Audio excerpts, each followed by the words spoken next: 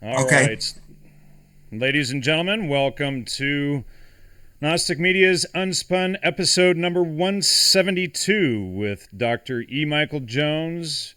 Dr. Jones, I'm happy to have you here tonight. I'm happy to have you on to discuss your book, Dionysos Rising. I had done a series of shows last year, maybe almost 2 years ago now. It took a long time to produce it with Dr. Hans Utter, laying out basically a lot of the, well, we sort of start where your book almost, or you start at the beginning, you start at an earlier point, and we kind of finish it off and bring it into social engineering with the Tavistock Institute and Theodore Adorno and the Princeton Radio Project and all of these things. And then we bring it forward and through the intelligence community to the present through that. But you really tie in the nuts and bolts starting back much further. So I'm happy to have you on to really get into the nuts and bolts of that. So welcome to the show. Thank you. And Thank you. Good to be. you're cutting out a little bit there. And you were actually on the show. What was it? You were on my RBN show, I suppose, about 2.5 years ago, or something like that. Okay. But anyway, so glad to have you back. So I sent you an outline of some of the things I'd like to talk about. But first off, I want to start talking about Richard Wagner or Wagner, and what was happening in Dresden, 1848. Well, the main thing that was happening was a revolution. Um, Basically, when the revolution, when the French Revolution swept through Europe uh, under Napoleon exported the French Revolution to the rest of Europe. All of the laws that were put in place to protect Christians from exploitation were simply overturned. And a new era began and new laws were put in place. And one of the main principles was equality. Equality of all people. Everybody was the same. There were no difference. The most significant group that this impacted was the Jews. Napoleon insisted on emancipating the Jews because he needed to invade Russia. He needed their help in invading Russia. And he set in motion forces that he couldn't have foreseen. 100 years after the revolution, the French Revolution, the Catholic magazine Civiltà Cattolica did a 3-part series on the Jewish question. And the summary of it was basically that any Christian country that abandons the laws that were put in place by Christian kings will be ruled by Jews. It's just a stunning statement. The Catholic Church put its weight behind this. This was in the official journal of the Vatican, run by the Jesuits. And that summed up 100 years of basically the experience of revolution in Europe. Wagner comes in the middle of this. Both Bishop von Kettler and Friedrich Engels both agreed that the revolution of 1848 was a revolution against capitalism. It was what happened to the people after those laws protecting them were struck down was ruthless economic exploitation. And that's what led to the revolution. The potato famine contributed to it. It wasn't as bad in Europe as it was in Ireland, but it contributed to the famine, to the unrest. And Wagner suddenly finds himself up in a steeple directing fire against the Prussian army. His position becomes untenable. He's got to get out, so he basically heads out of town along with the Russian revolutionary Mikhail Bakunin and goes to Switzerland, goes into exile. He's wanted by the Prussian government. They put out wanted posters for him, but he escapes to Switzerland. He goes into exile there. And at this point, he starts to think through why did this revolution fail? Why did the revolution fail? Or is there a way that we can proceed even though it has failed? Is there some type of liberation we can still achieve? The first question Wagner answered by writing the Ring trilogy. The Ring trilogy beginning with Das Rheingold, which is about capitalism. It's one of the most brilliant expositions of capitalism that exist. It's like the mythic roots of capitalism, which is basically the Rhine maidens at the beginning of the opera, the first opera of the cycle, Ring cycle, are swimming. They're guarding the treasure of Germany, which is Das Rheingold, which lies at the bottom of the Rhine. Suddenly Alberich comes, and Alberich, everyone knew at that time, was a Jew.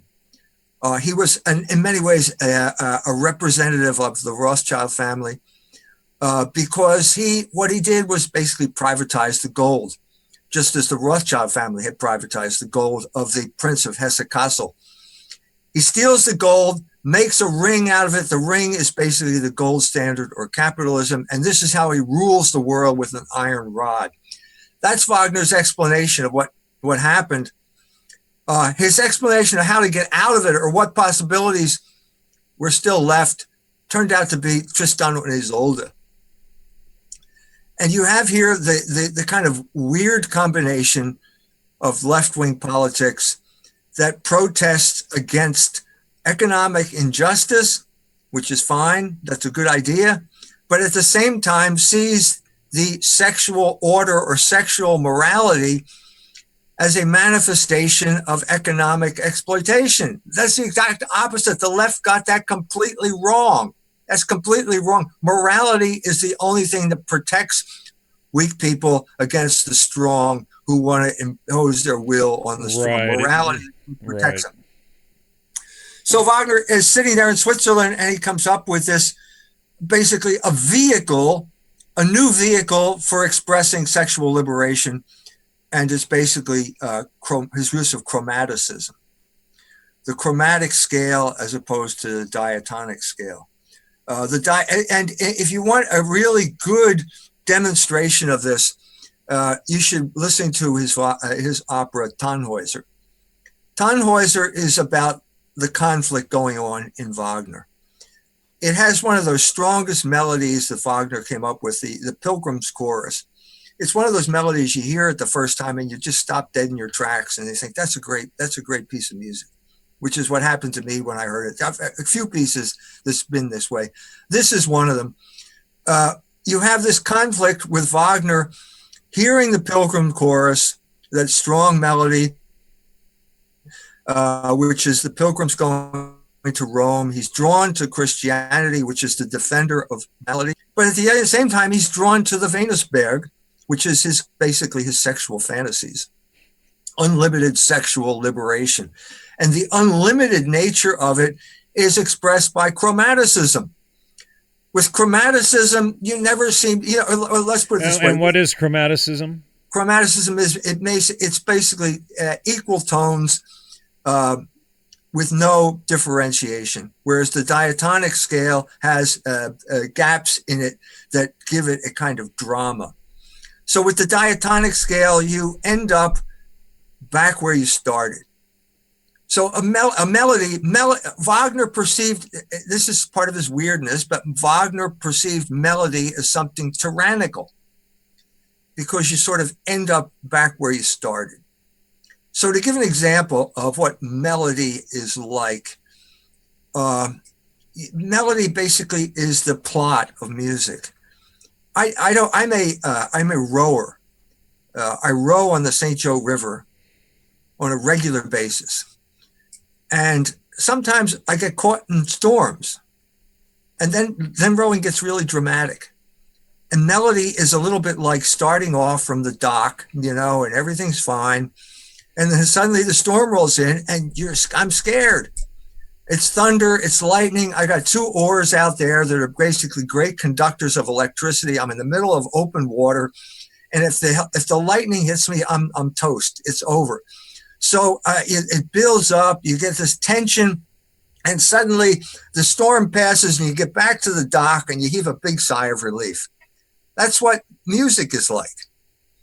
That's what these great, an example of this would be Beethoven's Sixth Symphony, which is exactly what I just talked about. There's even a thunderstorm in the middle of Beethoven's Sixth Symphony.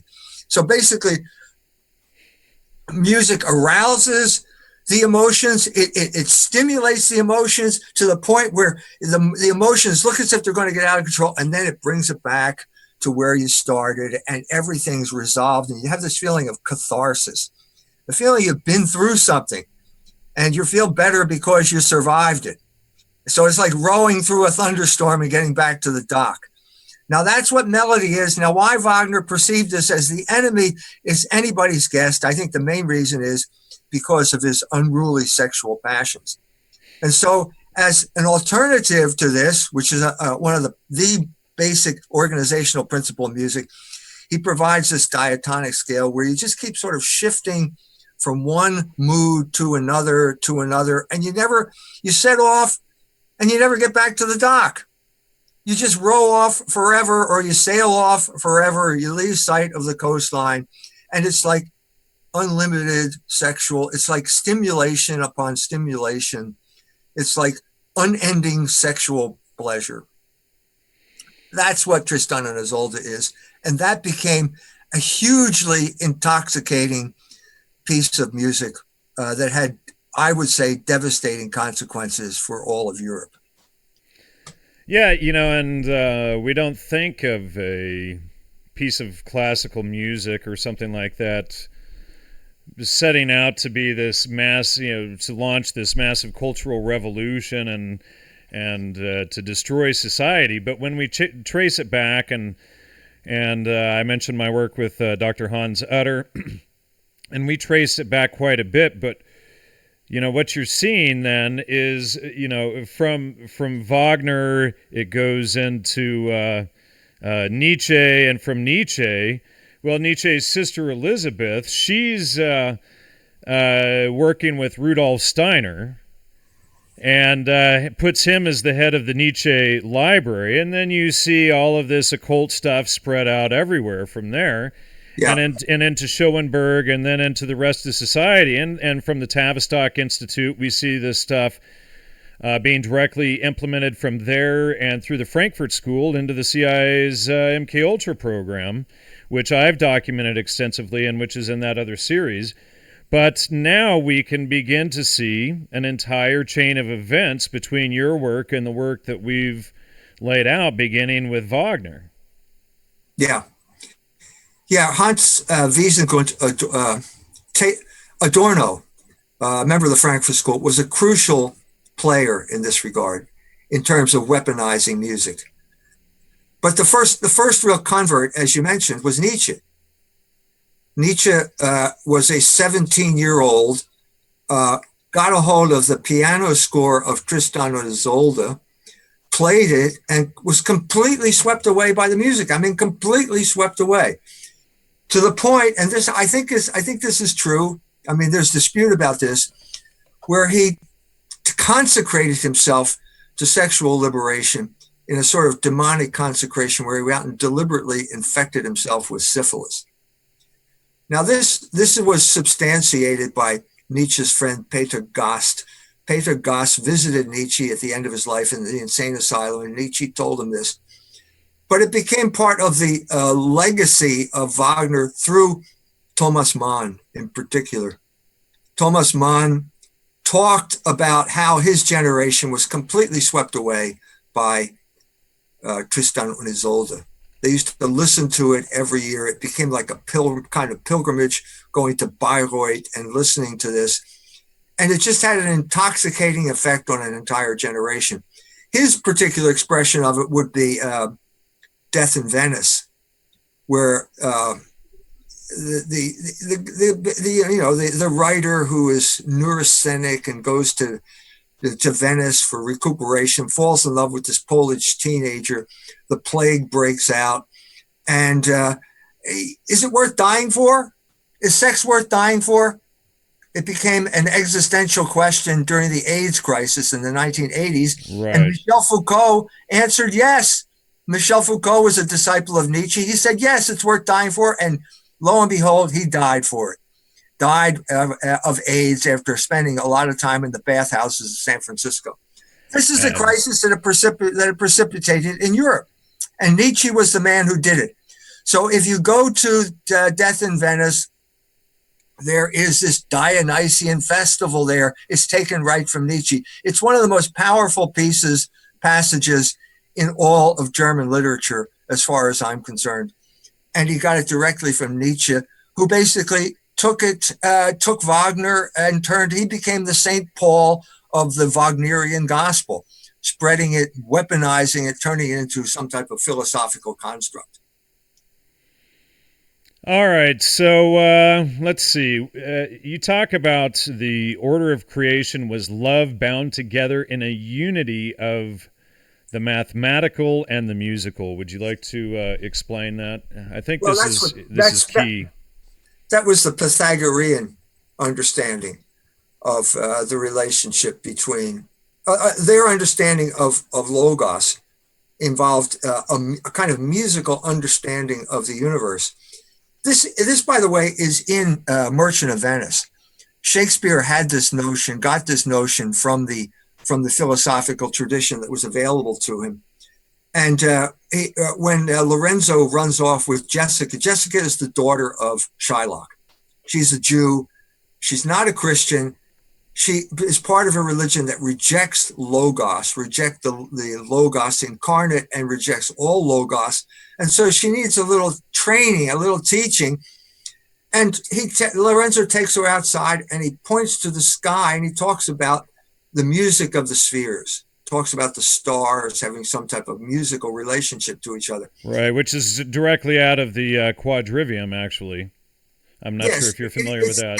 It's a traditional understanding. Basically, what we're saying here is that there is a logos, there is an order to the universe. And it's our duty as human beings to understand this order and to basically subordinate our lives to the logos that the Creator put there for us. The Jew, because he is in rebellion against logos, doesn't understand this. So Shylock is a man that doesn't hear music. He hates music because he hates logos and he hates the order of the universe. And Shakespeare puts this expression in his mouth by having him reject music. Jessica needs tutoring in logos, and that's why Lorenzo points to the sky and the order of the universe and calls it a kind of music. That's the music of the spheres. The universe is like a symphony, or a symphony gives us some sense of incredible complexity on the one hand. That is just so mind-blowing. You can only grasp it essentially, but you can't really explain it. And to explain it is to distort it or to create some Dionysian, essentially what becomes a death cult of society, against it. Well, I think you can experience it. Right. That's what I mean. The experience of logos we call beauty. If it's art, your life is like there's existence and there's essence, and the existence is you can experience the existence, but you can't comprehend it. And when it comes to essence, you can comprehend it, but you can't experience it. But when you experience it and comprehend it at the same time, that's a powerful experience, and we call that beauty. And that's beauty in art, visual art, but it's also beauty in music. And the music comes, I think the beauty in music comes with that resolution of emotion at the end. Like let's take another example from music. Beethoven's Fifth Symphony is a revolutionary piece of music. And the revolutionary forces always seem as if they're on the verge of getting out of control, but yet finally there's kind of Promethean struggle, and he finally brings it all back to that final chord, and everything's resolved at the end. And everybody, you feel happy. It feels as if you've been through the war and you survived. That's beauty. That's the experience of beauty in music. And that is precisely what Wagner challenged when he wrote Tristan und Isolde. He challenged that whole notion that there is an order to the melody, to the melodic line, that you have to subordinate your ideas to. He broke with that. He said, I'm going to have sexual liberation. I'm going to have sex on my terms. It's going to go on forever. And I don't care what the consequences are. And he set a precedent, as I said, that was deadly, I think, for Europe. Now, and speaking of that, how is the state order or the state of order taken from music? Well, I mean, you've got the notes, you've got the easiest way to talk about it is in terms of emotion. The music has this ability to go directly into the soul and bypass the understanding and arouse emotions. The simplest way of saying this is like, what's the difference between a major chord and a minor chord? Well, there's a different emotion attached to them. A major chord is like a sunny day. A minor chord is different. It's different. It's brooding. It's not sunny, and so on and so forth. So the music has the ability to arouse these emotions. The order comes in when you resolve this aroused emotion in some type of emotionally satisfying, logical way. That's when you come back to where you started. That's where you feel a sense of resolution, where you find that you touch the note again that you started off on. And you feel as if you've been through something and you survived it. And Aristotle, he talks about drama in this regard, but it applies in many ways more to music than it does to drama. He calls it catharsis. He says there's a sense of pity and fear that you get from watching a great man fall. I think the same feeling is without content, without words, even more powerfully expressed with music, when the emotions are aroused and then resolved at the end. That's the order that I'm talking about. It shows you that there's an order to the universe. It shows you how your soul corresponds to that order in the universe. Now, Michael, do you have a copy of your book, Dionysos Rising, with you? I had it at the other computer. I had to change computers to get on Zoom, and I left the book across the street. Oh, so no. I don't have the copy there. Okay. Well, there was... well, I have it here, so I will do my best to read your work well, then. How's that? Okay, go ahead. So let's see. What you're talking about is, well, you start off with Wagner. Wagner's choice of the word harmony in this context is both predictable and revolutionary at the same time. Wagner was, of course, writing as a musician at the time, but his use of the word harmony bespoke more than a simple professional interest. Harmony, even in Wagner's time, was still the concept that transcended the merely musical. Harmony was another word for order. The tranquillitas sorry, I don't have Latin background. Ordinus, mentioned by Augustine, was the manifestation, or was manifest in creation, in society, and in the individual's soul in terms that were synonymous with terms musical. In addition to that, he also draws on the whole history of music in the West as associated with both external and internal order through the concept of harmony. Each creature, wrote Goethe, in a letter dated November 17, 1789, is nothing more than a sound, a shading of great harmony, which one must study in its magnitude and entirety. Otherwise, each individual is nothing more than a dead letter. According to both the ancients and their Christian followers, the order of creation was love, bound together in both mathematical and musical. Indeed, love, divine order, music, and mathematics are simply four different ways of saying the same thing. Harmony, as a result, had come to possess a cosmic meaning. That is, as a manifestation of the music of the spheres, a political manifestation as seen in a well-ordered state, and a psychological manifestation as seen in a well-ordered soul. In each instance, The most accurate depiction of that state of order is taken from the realm of music. And so now we can see it going into trance music and all of this stuff, totally degrading this lineage, beginning with Wagner, which is really interesting there. Let's see. Similarly, the church fathers were forced to employ musical vocabulary when attempting to talk about love and the world order based on that love. Not because they lacked a scientific way of talking about these things, but because the underlying unity they perceived in the universe was essentially musical. St. John Chrysostom, in his Praise of Friendship, explains that Kithara as love sounds produced by it as the words of friends, the musician who brings about the harmonia, and the symphonia as power of love.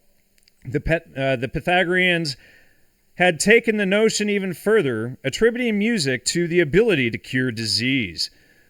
Theophrastus, according to Spitzer, states that gouty pains in the hip as well as snake bites are cured by playing the flute.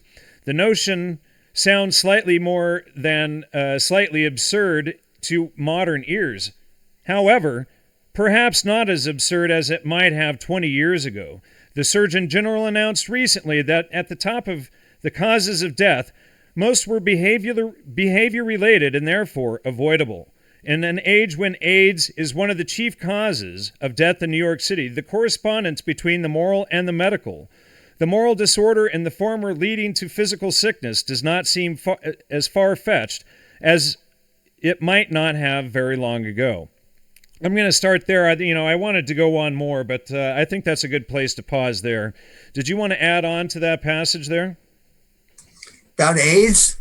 Well, on that whole thing, and just about the order of life, and I don't know if this makes sense, but it's essentially it breaks it down to, I guess, what the right-hand path, or staying consistent with reality, with logos, with truth. That's right. So that became the big issue during the 19th century, because the 19th century was a century of revolution. Revolution had spread throughout Europe. What are you rebelling against? That becomes the question. It becomes a cosmic type of rebellion with Wagner and Tristan and Isolde, because you're not only there's a sense in which we all feel justified in rebelling against an unjust economic order. Okay, we can all understand that. We're in a situation right now where we had, in a sense, a rebellion with the election of Donald Trump. Okay, a rebellion against the oligarchic control of the country. What their revolution was, however, was a revolution against the order that God has created. If you do that, you're spitting into the wind, because what you're doing here is rebelling against Logos, and we are creatures of Logos. Logos is the only thing that guarantees our freedom. It guarantees we are only free to be what we are, and that is to be rational. So if you're liberating a human being from rationality, you're enslaving him. It's that simple. Right, which is the whole... Well, I was just going to add, that was the whole agenda with Aldous Huxley and all of those out of the Frankfurt that School. Is exactly what Jiddu Krishnamurti, shut down your mind, don't think, don't use rationality, take a bunch of drugs, fornicate in the mud in front of your rock idols, back to Dionysos, and then so they created the fall of man, essentially. Right. That's right. So if you're liberating man from the moral order, you're enslaving him to his passions, because that's precisely what Huxley is talking about in Brave New World. Absolutely. He had access to all of the advanced theories of social engineering that were being discussed at Tavistock, and then back in the United States, he had gone to California, probably as an agent of Tavistock, to work in the United States. So not only that, I don't know if you're familiar, Michael, but I have shown extensive evidence in several articles and probably several dozen shows that Aldous Huxley was actually the chief architect of the CIA's MK Ultra program, and that the MK Ultra program was in fact the counterculture in the 60s psychedelic revolution. Things like the Manchurian Candidate and this stuff by John D. Marks. Well, John D. Marks was the assistant to the director and or the director to the Bureau of Intelligence and Research. And, he's putting out the scapegoat theory about the Manchurian Candidate to keep people focused on that, and so that they don't realize that the entire counterculture itself, being headed by Aldous Huxley, working with Timothy Leary, who was admitted CIA from at least 1962, and Gregory Bateson, and all of these characters out of the Esalen Institute, which was a CIA front, to, peddle this whole agenda to get people to stop thinking. All of these new age ideas and religions, etc., center around the Esalen Institute. And not only that, but they tie directly into changing images of man by the Stanford Research Institute, which was a project headed by Joseph Campbell, and also had Gregory Bateson and all of your typical key players in all of this right there with it. Anyway, go ahead. But to sum it up, though, your work is showing where it starts at the beginning with Wagner, at least at that point in the 1800s, and it spreads out through Nietzsche, and then we see it just explode into this, disastrous social mess where they're, trying to tell us that we're evolving by, destroying rationality and everything else. Yeah. Yeah, you're right. At a certain point, there were people who became conscious of all of these elements and the potential that they had for political control. In the sexual realm, Wilhelm Reich was a crucial figure. Absolutely. Thank you for that. His book, The Mass Psychology of Fascism, which came out in 1933, became the Bible for the use of sexual liberation as a form of political control. In terms of music, there's a break. It wasn't a direct tradition. There's a direct line of a direct line of influence from Wagner to Schoenberg. Schoenberg's piece Verklärte Nacht is basically a smeared version of Tristan und Isolde. That's what his brother-in-law called it. That's what it was. And this was Arnold Schoenberg on board with sexual liberation. Unfortunately, Arnold Schoenberg's wife took it a little more seriously than he did. And she actually had an affair with a painter in Vienna. And Schoenberg was so wounded by this that he not only repudiated Wagnerian Tristan und Isolde, but he basically declared war on the music of the West. He reverted. He had been baptized as a Christian. He was a Lutheran, living the life of the Bohemian in Vienna. At this point, he repudiated Christianity and declared war on Christianity. And his war took the form of atonality, first of all, and then 12-tone music, which he basically stole from a man by the name of Matthias Hauer. That's all described in Dionysos Rising. The problem here is that the music was just impossible to listen to. Everybody hated it. I forget the name of the guy in Paris, said, the guy who wrote Johnny Spielt Auf, I forget his name now. Anyway, he said, if we had to listen to one more piece by Schoenberg, we all would have committed suicide. So it was with great relief that we welcomed the first jazz band, Negro jazz band, that showed up in Paris in 1919. George Antile, that's who was. He said that. And at that point, the spirit of sexual liberation jumped from the classical tradition to jazz, to modern popular music.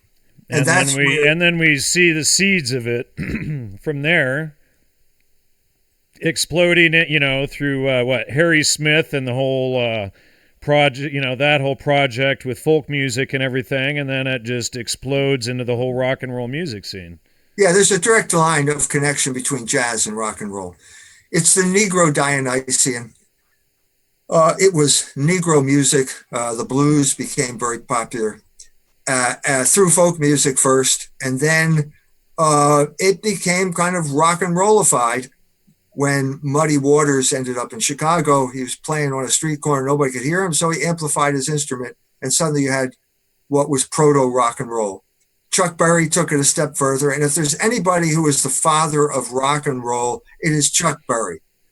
Eric Clapton and all those English guys all were just amazed at what he did with the guitar, how he could use the guitar just to kind of dominate the whole piece of music. And they all became converts to Chuck Berry's style of playing the guitar in a combination with Muddy Waters and the blues and so on and so forth. That at that point, rock and roll took off. It became a white phenomenon. And it also, at that point, became part of the social engineering that was going on, largely through the drug culture. Jerry Garcia formed a band called the Grateful Dead. The Grateful Dead became an outlet for selling LSD on the West Coast. Well, and we actually just finished a whole series, and I've written an article exposing the Grateful Dead's involvement in all of this, but we just did a 4-part series also with Hans Utter, exposing the Grateful Dead, also their connections to the intelligence community and lots of other stuff there, and their work with, again, the Stanford Research Institute. They're all right out of the whole Palo Alto area where a lot of this stuff comes out of. So we've actually... Yeah, when you're dealing with LSD, you're dealing with MK Ultra, you're dealing with the CIA. Absolutely. They got involved with this. They were, it's mentioned in Aldous Huxley and Brave New World. They have the feelies. There's pornography, which is a form of control. But there's also soma, which is absolutely that intervenes.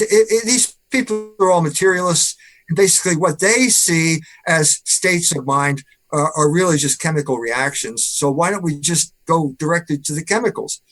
And they thought at this point in the 50s with MK Ultra that they had some type of mind control drug that's going to be able to control people's minds, because it's all about control. That's basically the only thing they're interested in is forms of control. It turned out differently than they expected. And to understand that those permutations, it's good to talk about Timothy Leary. Well, sure. I mean, everybody knows he was associated with LSD and with the CIA, but at the end of his life, he said, I never stopped being a member of the CIA. I don't think it's that simple, to be honest with you. I think he got onto some type of grip, to use that term. It got out of control, and then suddenly the CIA realized the potential it had for taking control of the youth movement. Well, I wonder that rebellion. I wonder that because I've actually done a lot of research into that. And, for instance, on May 13, 1957, Gordon Wasson, the so-called discoverer of magic mushrooms, publishes the article Seeking the Magic Mushroom about Maria Sabina and the Mazatec Indians in Mexico and all of this, which kicks that off. But on the top of the Front of Life magazine, it says, magic mushrooms that cause strange visions, teenage allowances. And then also, if we look at, going back to Aldous Huxley, he releases the Doors of Perception, which, in my opinion, is probably one of the CIA's first publications as far as the MKUltra program goes.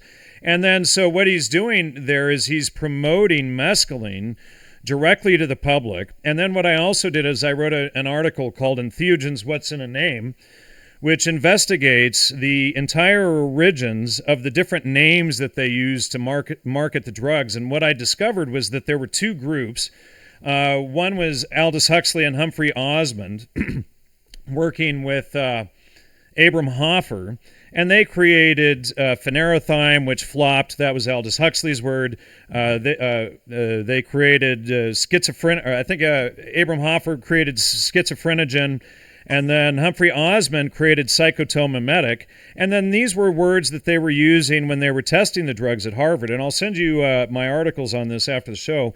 But then from there, they decide, you can read the quotes there. Aldous Huxley and Humphrey Osmond are talking about, about a name for these drugs. What a problem.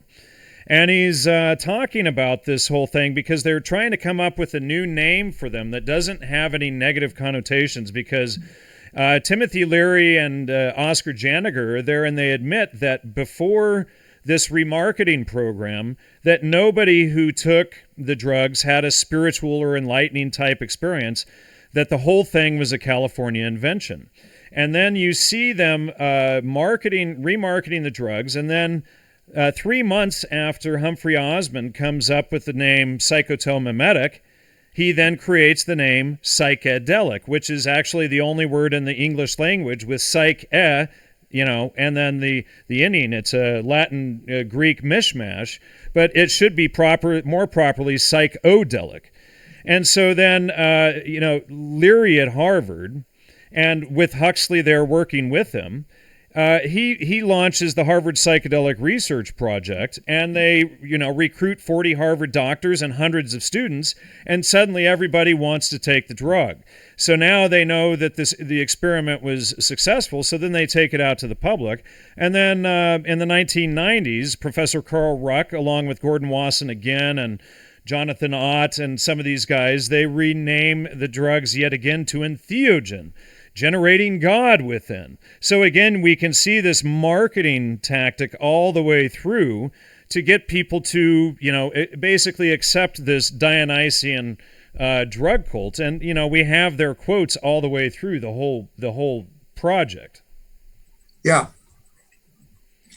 Yeah, I think LSD failed for what they intended to do, how they intended to use it. It was not a control drug. It was what it created was too unpredictable. It couldn't be used the way they wanted to use it. And so they switched to other drugs. The tradition of using drugs to control populations goes back to the English, to Huxley's ancestors, in particular, the opium wars in China. England had a balance of payments deficit with the Chinese because they loved tea so much that they didn't want to use gold to pay for it, to go into the reserves. So they basically started growing opium in India and then selling it to the Chinese, enslaving the Chinese to addiction. This had a devastating effect on Chinese self-confidence, which has lasted to this day. Mao Zedong was in many ways the revenge that China took on the West for addicting it to opium. But it didn't. Opium is much more suited to control than LSD. And that's why it is still in use today. I mean, I think the only rational explanation for America's presence in Afghanistan is to secure opium production. Absolutely. Well, I see no other reason for us to be there.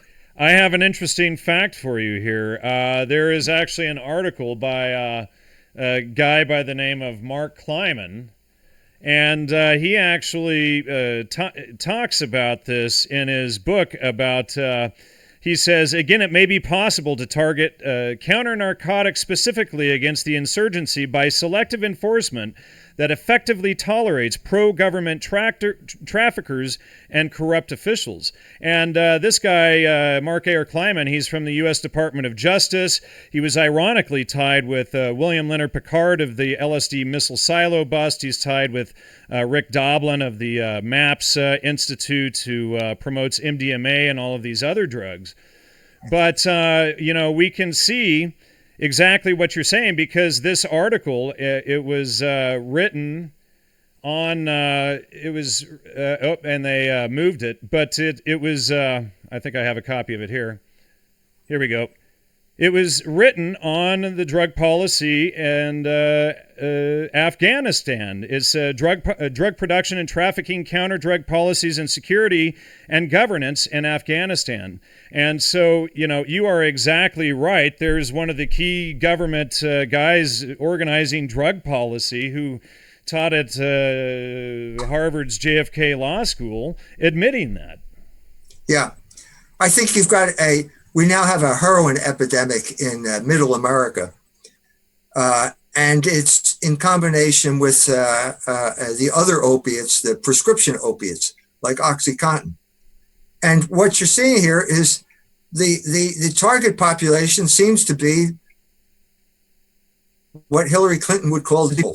The people who voted for Donald Trump are the people now where most OxyContin prescriptions are being written and where most of the heroin is being consumed. So it's hard not to see this as a form of control, and a much more effective form of control than LSD could ever be. The other thing we need to talk about in this regard would be the selective serotonin receptor inhibitors like Prozac and Zoloft, which would be not so much to exterminate the population, which is pretty much what heroin does, but to control the population. And those drugs, enormous amounts of those drugs were prescribed to people to keep them working, keep them at their jobs at the system, while at the same time calming them down and making them docile. I think that's the key word here, docile, not inoperative, not dysfunctional, but docile. Right, sure. One thing I wanted to say, Michael, to your point there is I don't think it's an either or issue. I think if one group will use heroin, one group will use methamphetamine, one will use mushrooms or LSD or, whatever. I think, the government is going to take advantage of that situation. And there's a really good quote here, and I'm going to share with you by Dr. Louis Jolyon West. And he says the role of drugs in the exercise of political control is also coming under increasing discussion. And this guy, by the way, Michael, is the famous CIA scientist who killed the world's largest elephant, Tusko, with a massive dose of LSD. And he says control can be through prohibition or supply. The total or even partial prohibition of drugs gives the government considerable leverage for other types of control. An example would be the selective application of drug laws permitting immediate search or no-knock entry against selected components of the population, such as members of certain minority groups or political organizations. But a government could also supply drugs to help control a population. This method, foreseen by Aldous Huxley in Brave New World, has the governing element employing drugs selectively to manipulate the governed in various ways. To a large extent, the numerous rural and urban communes, which provide a great freedom for drug use and where hallucinogens are widely used today, are actually subsidized by our society. Their perpetuation is aided by parental or other family remittances, welfare and unemployment payments, and benign neglect by the police. In fact, it may be more convenient and perhaps even more economical to keep the growing numbers of chronic drug users, especially of the hallucinogens, fairly isolated and out of the labor market with its millions of unemployed. To society, the communards with their hallucinogenic drugs are probably less bothersome and less expensive than if they are living apart than if they are engaging in alternative modes of expressing their alienation, such as active, organized, vigorous political protest and dissent. Meanwhile, really quick, one last point here. This is really good. Meanwhile, the communards themselves use drugs like cannabis to foster social stability in a setting of relative non-governance. When tensions or hostilities arise, marijuana or hashish is quickly produced and passed around, and anger literally goes up in smoke. There's a documentary called Berkeley in the 60s. And it talks, the beginning of this is the free speech movement. In the beginning, you have guys who have short hair and sort of button-down shirts, and they're talking about Thomas Aquinas and Thomas Jefferson, and they've got these rational arguments. By the end of the documentary, everybody is completely stoned. They're all sexually debauched, and they don't have a clue what happened to them. It seems to me that it was clearly what happened here is that there was a genuine protest against the draft, for example, against the Vietnam War, that got co-opted by sex, drugs, and rock and roll. Absolutely right. I don't see any other explanation. And it's so clear, I don't understand why they don't see it. Because all they were talking about at the end, like I ruined my life. I'm now 67 years old. I don't have any children. I don't have nothing. My life went up in smoke, as you mentioned, but I'm free. Right. They, never mind that they have to rely on the state and and socialism to take care of this. Dope. I'm right. still smoking dope. I'm still listening to the same records, but I'm free. Yeah, and they're going to be free when the socialist government has to take care of them because they don't have family or extended family, which would normally fulfill that role. Yeah, yeah. So it's a tragic story. It is definitely a tragic story. I agree with that. So, there's a lot here that we haven't covered. I hope I can have you back again to cover more of this. Can I? I'd be happy to come back. Happy to come back. It's been my pleasure. Can you mind if we cover a few more points here? Sure. All right, so let's get into Mozart and the Magic Flute, both worldviews. Can you explain that? Yeah, the Magic Flute is a Masonic opera.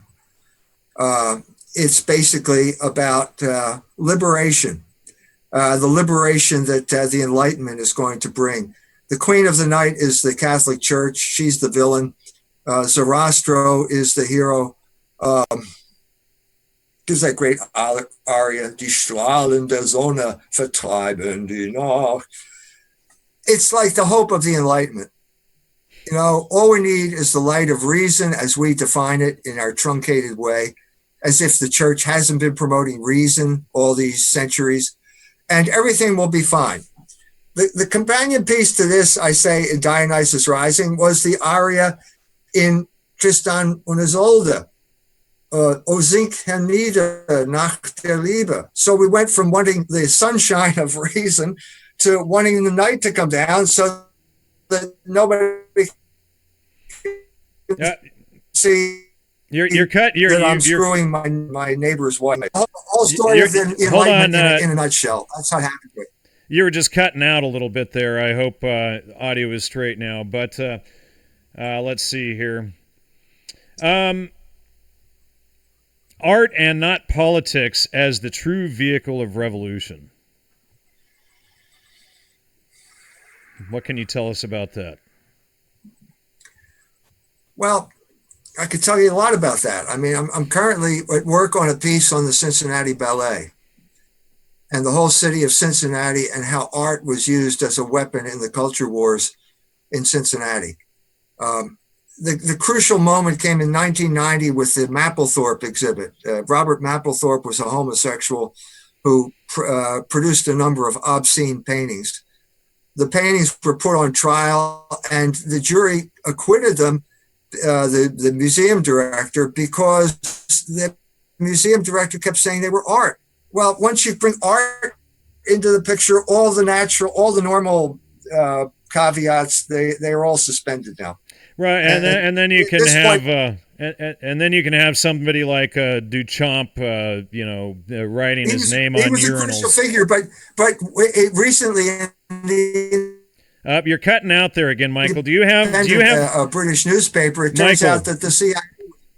Michael, do you have something else running from the internet in the background? You're cutting out there. Okay. No, nothing. All right, go ahead and repeat what you just said. Sorry. So it turns out that the CIA was involved in modern art as well. Absolutely agree with that.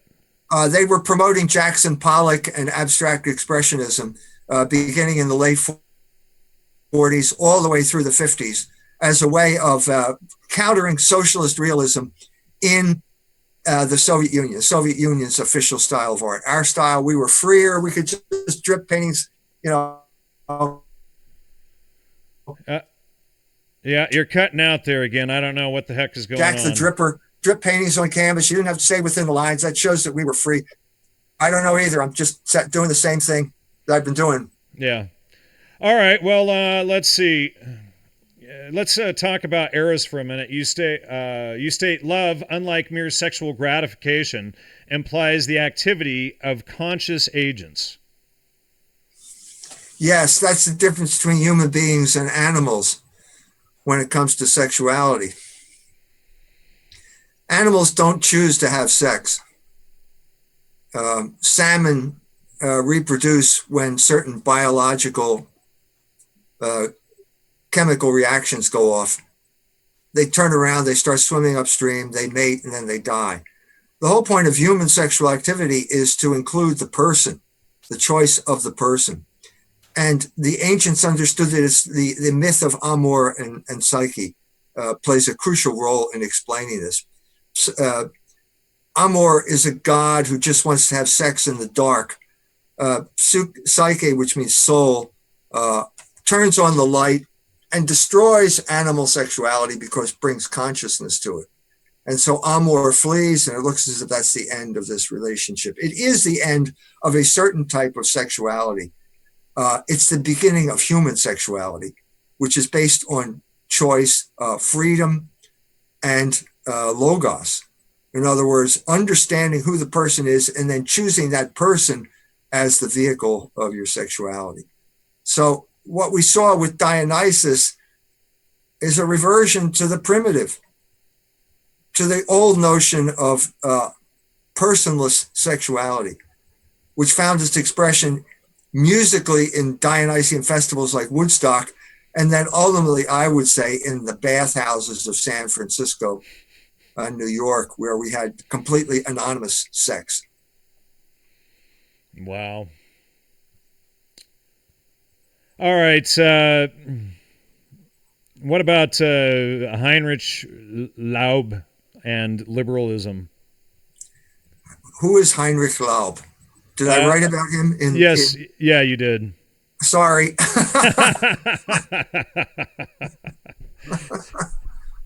You'll have to tell me what I said about Heinrich Laub. Oh, well, I made a note of it. I'd have to go back through and find it. I've got flags all over through your book there, so it probably wouldn't be there's been a lot of water over the dam since I wrote Dionysos Rising. Yeah. How long ago did you write this book? I think it's like 20 to 25 years ago. Wow. Okay. I've written a lot of books since that time, so some of the details have escaped me. You know what's funny, Michael, is that it took us 25 years and all of this research to get back to something that you did 25 years ago, and I had you on my other show a couple years ago on RBN, and we still hadn't caught up to this aspect of your work yet, and then we discovered all of the same things from completely different angles. We're all looking at the same mountain from different sides, and it's like, wait a second, and then somebody mentioned your work, and you sent me a copy of your book, and sure enough, it was all right there, and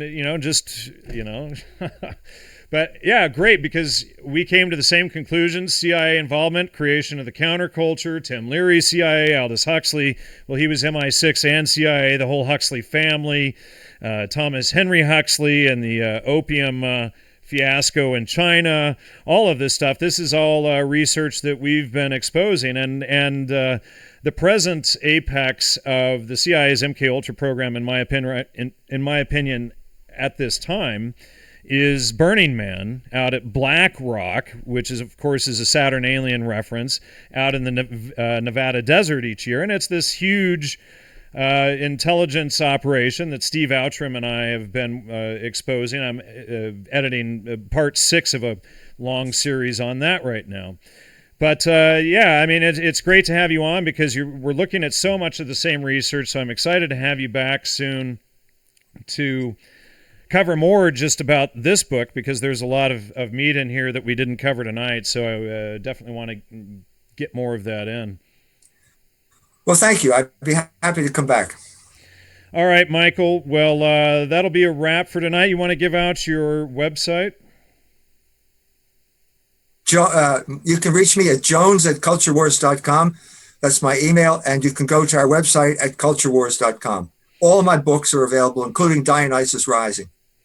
Great, and thank you for so much for writing this. And folks, I got to say, Michael is a very eloquent writer. This is one of the best written and well thought out books I've read in a long time. Great reading. I really appreciate it. And also, ladies and gentlemen, please support the show. If you like what you heard tonight, really appreciate any donations. Gnosticmedia.com. Michael, you looked like you were about to say something there. No, that's it.